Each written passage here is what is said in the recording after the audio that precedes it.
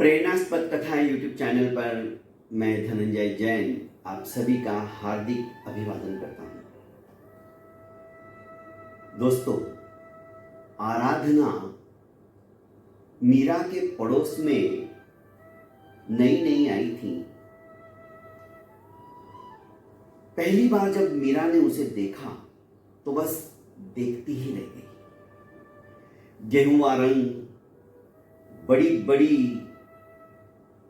बोलती हुई आंखें जो कि एक झील की तरह नजर आ रही थी। कोई भी उसके इस चित्ताकर्षक रूप को देखकर आकृष्ट हो जाए, ऐसा सुहावना उसका रूप था। हमेशा स्मित हास्य उसके ओठों के ऊपर रहता था। नपे तुले शब्दों के अंदर बोलना, सबको आदर के साथ में संबोधित करना। उसके नजदीक यदि कोई जाता तो पॉजिटिव वेव्स निकलती थी। ऐसा लग रहा था कि बस इसकी बातें सुनते रहो, इसके पास ही बैठे रहो। तभी तो उसका पति सुमित उसके इर्द गिर्द घूमता रहता था। सारे गुण उसके अंदर विद्यमान थे, बस एक ही बात मीरा को अखरती थी। जब कभी मीरा उसे कहती कि चलना आराधना, आज हम उस मंदिर में जाके आते हैं, फलाने धर्म स्थान में जाकर आते हैं, तो वो कुछ ना कुछ बहाना बनाकर टाल देती थी। और इसी बात का मीरा को बहुत बुरा लगता था कि सब कुछ होते हुए भी, इतनी सारी अच्छाइयां होते हुए भी आराधना एक नंबर की नास्तिक है। धर्म कर्म से इसका कोई वास्ता ही नहीं है। हमेशा बारीकी से उसने इस बात को नोट किया था कि वो बहाना बनाकर टाल देती थी। स्पष्ट रूप से ना नहीं बोलती थी, पर टालती जरूर थी। खैर, दीपावली का त्योहार जो अभी अभी थोड़े समय पहले ही व्यतीत हुआ, गुजरा, सभी के यहां पर गिफ्ट एक्सचेंज का जोर शोर से माहौल शुरू था। अपनी अपनी हैसियत के अनुसार सभी गिफ्ट एक दूसरे को दिए जा रहे थे, पर इसे आराधना को दिखावे में कोई विश्वास नहीं था। वो अपने में ही सीमित थी। जो बातें उसके मन के विपरीत हो वो कभी नहीं करती थी, और किसी को भी प्रेशराइज नहीं करती थी कि जैसा मैं करती हूं वैसा तुम करो। वो अपने में मस्त रहती थी, क्योंकि शांत स्वभाव, मृदु भाषिता आदि विविध गुणों से उसने अपने आप को अलंकृत करके रखा था। सायंकाल मीरा अपने पति के साथ मंदिर में दिया जलाने के लिए जा रही थी तो अचानक झुग्गी झोपड़ियों के पास आराधना की गाड़ी देखी तो आश्चर्यचकित हो गई। आराधना की गाड़ी यहां क्यों खड़ी है? कहीं पंचर तो नहीं हो गई, कहीं कुछ प्रॉब्लम तो नहीं आ गया? वो अपनी गाड़ी से नीचे उतरी और देखा तो गाड़ी के पास कोई नहीं था। इधर उधर उसने दृष्टि दौड़ाई तो एक झोपड़ी के अंदर आराधना रंग बिरंगे रेपर के साथ पैकिंग किए हुए गिफ्ट बांट रही थी और खुशियां बटोर रही थी। सुमित और आराधना को इस तरह से झुग्गी झोपड़ियों में उन बच्चों के साथ में हंसी खुशी और मस्ती करते हुए जब देखा तो देखती ही रह गई।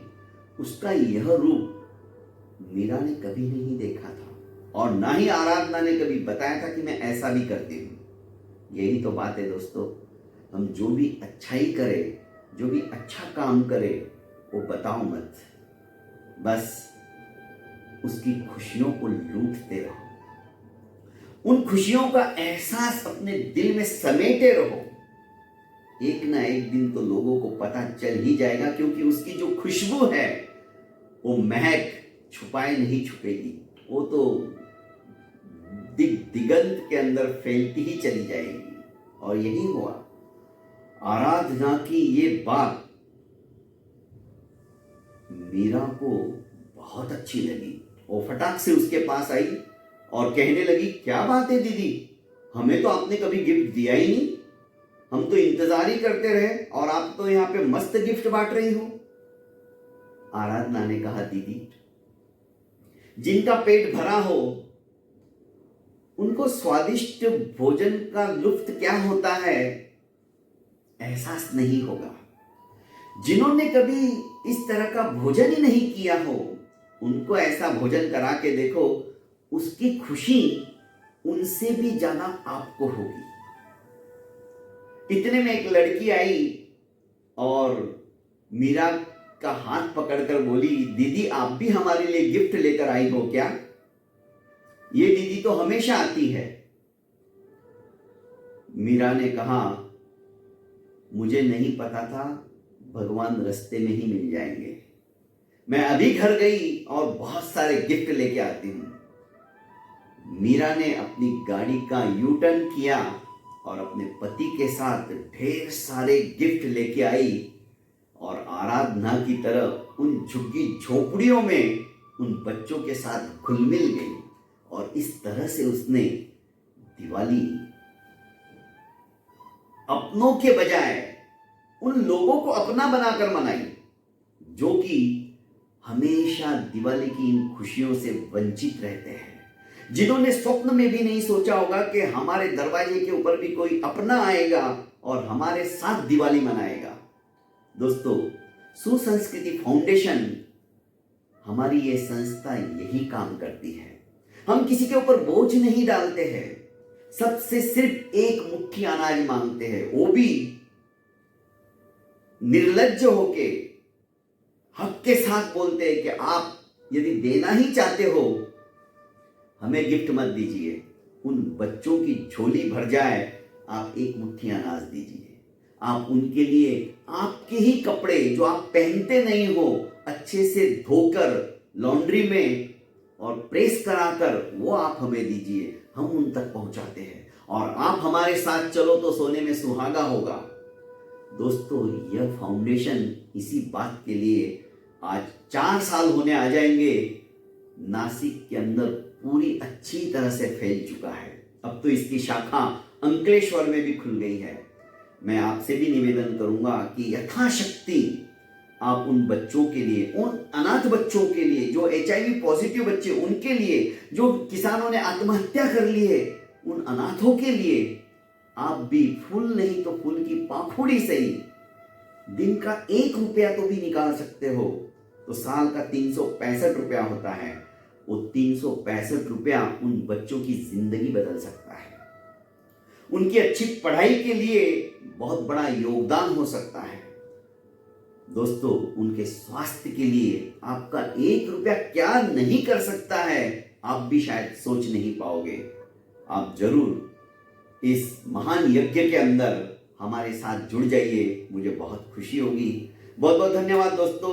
ऐसे ही छोटी छोटी प्रेरणास्पद कहानियां आप सुनते रहिए और इंसान के अंदर ही भगवान को ढूंढते रहिए। मैं ये नहीं कहता हूं कि मंदिर में मत जाओ, मैं भी मंदिर में जाता हूं, मैं भी पूजा करता हूं। बिना पूजा और अर्चना के मैं घर के बाहर नहीं निकलता, पर वो भावना हमारी सतत बनी रहे, इसके लिए मानवता भी हमारे हृदय के अंदर प्रस्फुटित होती रहे, मानवता के गुण जागृत होते रहे, तो मैं समझता हूं सचमुच में हमारा जीवन सफल हो जाएगा। बहुत बहुत धन्यवाद।